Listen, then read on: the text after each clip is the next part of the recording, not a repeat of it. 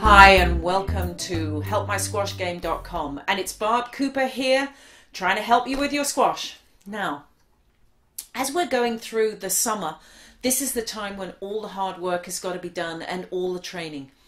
And footwork is the absolute essence of squash. If you have great footwork and you can get your racket to the ball, because that's what your feet are supposed to do, then you're going to be in great shape playing squash, because you'll never feel under pressure in terms of having to end the rally or having to hit a winner when you're not necessarily set up for it, because you can rely on your ability to get to the ball and just work the other guy for too long and work him over to the point where he can't get to the other ball. And often I hear people get kind of fussy about how you approach the ball and which way is the best and should I do a skip step or whatever. And this is my take as the only level 5 coach in Canada and as having coached national teams both in England and in Canada. The first step off the tee is important, and the final step when you arrive at the ball is important.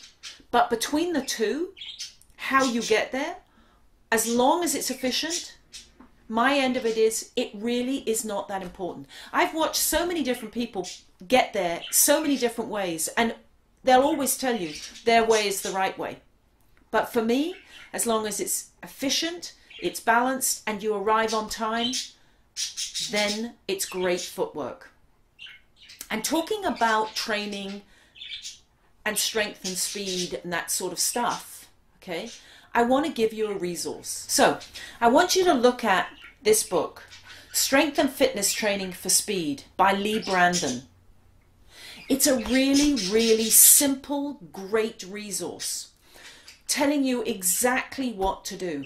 And truthfully, there is no substitute for running. I can show you all sorts of stuff on the Bosu ball and on extreme boards, and I can show you how to train your core.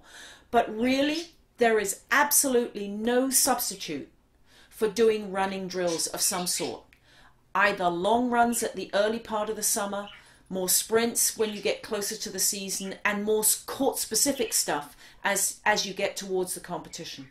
But really you should look at putting some running into your training day, because that's basically how the game's played, on your feet.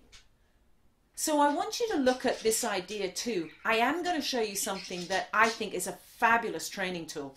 I love it for my core. I love it because I'm somebody who loves playing sport, and so if there's a ball attached to it, I'm pretty good at playing with it, so I'm always going to enjoy that sort of training. And it's called a tornado ball. Check this out. So here I have a tornado ball. You can see it's a ball with a rope.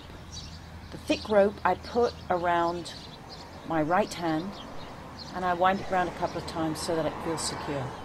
Grab it with the other hand, and then I'm going to start using my torso and my legs to start swinging the ball. You don't have to make that face. Then I'm going to work on using my obliques and using a diagonal motion to make the same thing happen. So I'm swinging the ball backwards and forwards, and I've just got a simple brick wall to work against. So this is a tornado ball. It's fun. You'll find you'll get your body going, and if you like throwing balls around, here's one great way to do it. Ball and a piece of string. And now it's time for Ask Barb. And I got this question that's come from one of the girls, Caroline, and she's asked me, how does she hit the ball harder? You know, this is such a fundamental question, because whenever anybody thinks about hitting the ball harder, they usually think that they've got to put more effort into it. And that was kind of what I was alluding to last show. Do you remember when I talked to you about being in a field with daisies and hitting the daisy's head off with a stick? Well, when you hit the ball harder in squash, what you're actually doing is creating more racket head speed.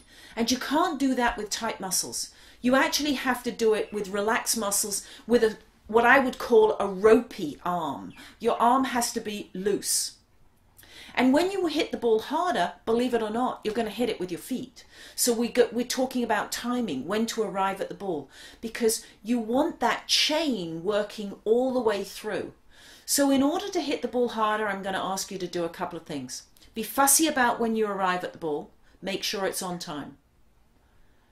Have your racket well and truly set. And then when you let it go, I don't mean let the racket go, when you let your swing go, let it go. Don't force it. Just allow the racket and your arm to drop into the swing and fire off a bullet. That's what you're looking for. Believe it or not, if you're going to hit it harder, you're going to have to delay your swing slightly. You're going to wait longer before you hit it. And then the very last thing that you're going to allow to happen is your arm, your forearm, and your wrist and hand are going to come through the ball. This is Barb Cooper from helpmysquashgame.com. I hope that helps.